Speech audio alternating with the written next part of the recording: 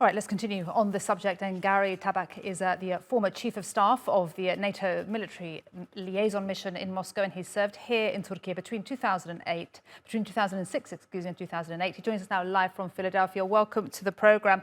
I just want to get your take on how concerning even the level of danger that this decision is for President Putin then to reportedly move such warheads outside Russia, the first time since the fall of the Soviet Union.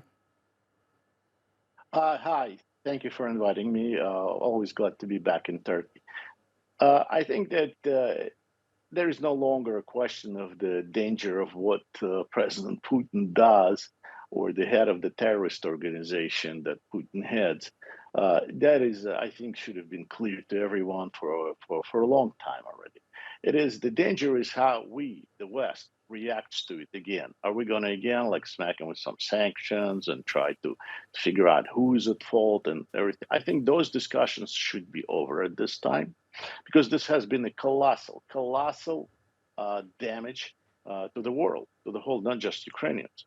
And it is important to know, how are we going to react? Are we going to continue to pacify him, to tell him that this is, we're going to come to some kind of common ground or some sort of an agreement?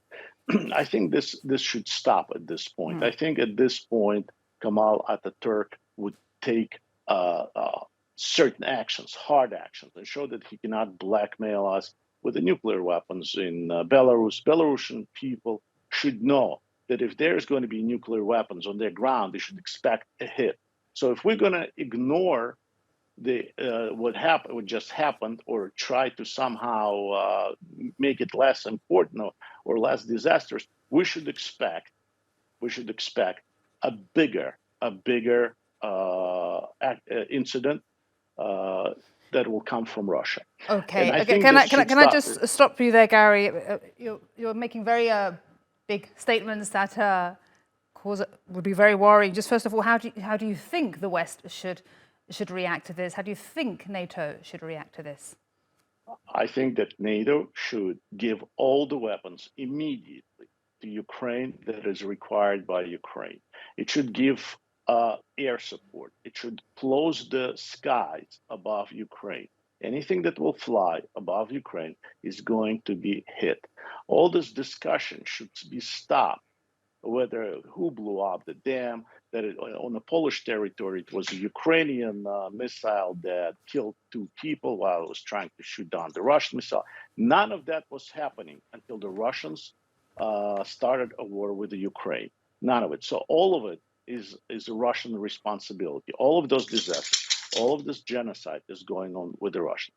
Your previous journalist said that Putin is using it, saying none of that would have happened if there would have been no coup d'etat in 2014 in Ukraine. Well, the people who created the coup d'etat, according to him, are already gone. It is a new president, freely elected, democratically elected, President Zelensky. So why is he starting a war with him?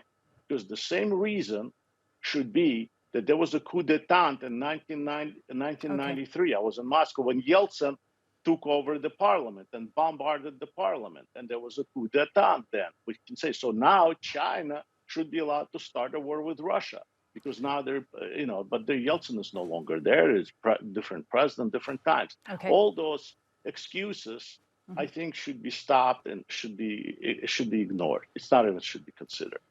Gary, great to get your perspective. Thank you very much indeed for speaking to us today at TRT World. Gary Tabach, former Chief of Staff of the NATO Military Mission in Moscow. Thank you.